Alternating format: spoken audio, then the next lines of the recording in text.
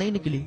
لڑکا بڑا پریشان کہ آخرکار اس کی جان کیوں نہیں نکل رہی، تو حافظ قرآن ہے، بڑی نیک تھی، لیکن اس کی جان کیوں نہیں نکل رہی ہے۔ لڑکے نے سورہ رحمان پڑھنا شروع کیا، لڑکے نے سورہ یاسین پڑھنا شروع کیا، دعائیں کرنا شروع کی، مولا اب تو اسے جلد سے جلد موت عطا فرما دے، جلد سے جلد اس کی روح کو نکال لے۔ خیر لڑکے کی دعا قبول ہوئی، تیسرے دن لڑکی کا انتقال ہوا۔ محبت تو بہت تھی، رویا بھی بہت، آنسو پوچھے، کفن دفن کیا، قبر بنا کی تیار ہو گئی، دفن کر دیا اور بس وہاں سے واپس چلا آیا۔ 2-3 دن کے بعد اس کی تمنا ہوئی کہ میں اپنی بیوی کی قبر پر جاؤں، کچھ پڑھ کے چلا آؤں۔ 2-3 دن کے بعد قبر پر جب پہنچا تو قبر پر کتے بھونک رہے تھے، 5 کتے تھے جو کہ بھونک رہے تھے۔ اس نے سوچا قبر پر کتے کیسے آ گئے؟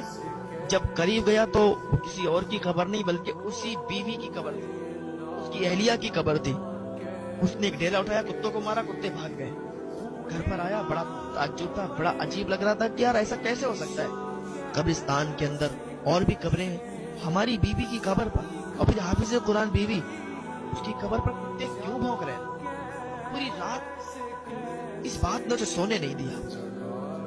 2-3 دن کے بعد پھر اسے تمنا ہوئی کہ میں اپنی بیوی کی قبر پر جاؤں۔ جب پھر گیا تو پھر وہی 4-5 کتے اس کی بیوی کی قبر پر۔ پھر اس نے ڈیلا اٹھایا، انہیں بھگایا۔ اب تو اسے اور یہ بات بے چین کر رہی تھی کہ آخر ایسی کیا وجہ ہے کہ یہ کتے اس کی قبر پر آ کے بھونکتے ہیں۔ دوسرے دن اس نے کہا چلو آج بھی دیکھتے ہیں، چلو۔ دوسرے دن قبر پر گئے تو پھر وہی 4-5 کتے اس کی قبر پر بھونک رہے تھے۔ تو اس نے ڈیلا اٹھایا، انہیں بھگایا اور دوڑتا ہوا سیدھے اپنی ساس کے گھر گیا اور اپنی ساس سے کہنے لگا مجھے یہ بتائیے، میں نے عجیب منظر دیکھا ہے، میری بیوی جب تک میرے ساتھ رہی